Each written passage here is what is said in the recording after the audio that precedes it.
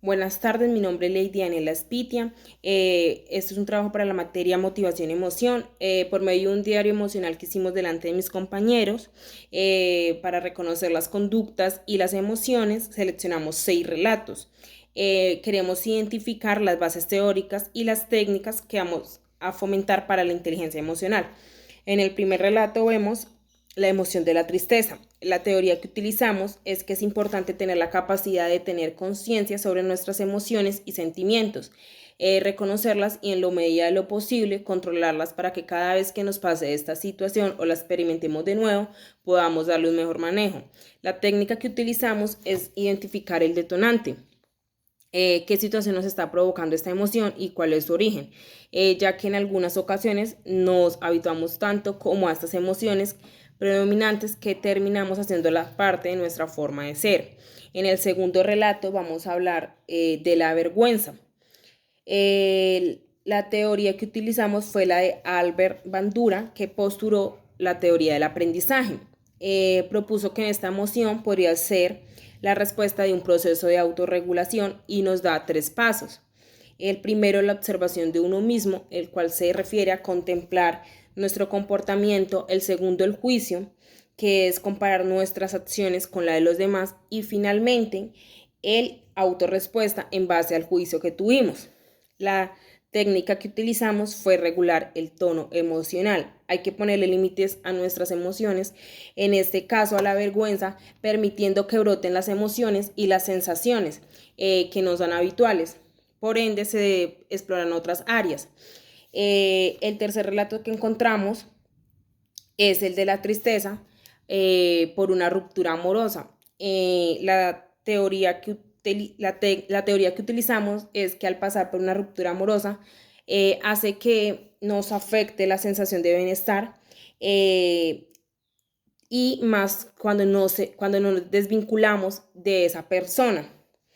Esto nos hace que tengamos nuestro proceso y vivamos en una constante negación, tanto con los demás como consigo mismo. La técnica que utilizamos fue adoptar estrategias que sean funcionales de alivio para esta emoción, en el caso de la tristeza. El psicólogo Walter Rizzo, en su más reciente libro, nos da algunas técnicas para poder superar una ruptura amorosa. El cuarto relato nos habla de la alegría. Para esta utilizamos la teoría de que la felicidad del ser humano se encuentra indivisiblemente unido a una aparición de ciertos estados de ánimo. La alegría viene acompañada también de la sensación de la felicidad, gozo, placer, satisfacción, entre otras. Es una emoción que nos impulsa a buscar y experimentar nuevas cosas en la vida. La técnica que utilizamos fue que reconocer que tenemos varias opciones.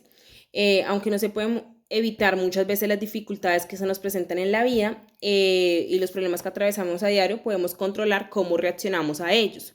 También podemos practicar la gratitud, ya que en el relato nos cuentan que la persona vive todas las mañanas, le agradece a Dios por esta emoción que siente a cada nada, que es la alegría. Al practicar la gratitud en los momentos difíciles, también hay cosas por las que tenemos que agradecer siempre, ¿no? Ya por lo bueno que tenemos en la vida. Eso es una base esencial para ser feliz. La quinta emoción, el quinto relato nos habla de la emoción de la ira.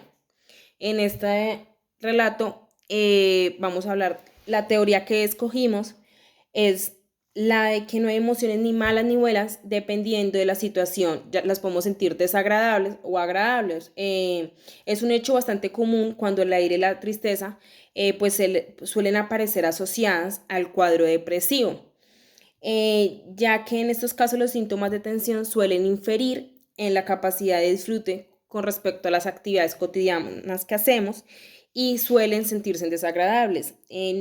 También las emociones no son positivas ni negativas, tienen un tono y cada una de estas nos ayuda para algo particular. Nos dan un ejemplo, el autor Guerra, en donde nos dice que en un día podemos llegar a sentir diferentes emociones como la ira, miedo, tristeza y alegría. La técnica que utilizamos es de reconocer las emociones y no reprimirlas. En el relato nos cuentan que reprime siempre sus emociones cuando siente ira, cuando siente tristeza. Entonces la técnica es no reprimirlas, hay que vivirlas, experimentarlas por más desagradables o agradables que sean.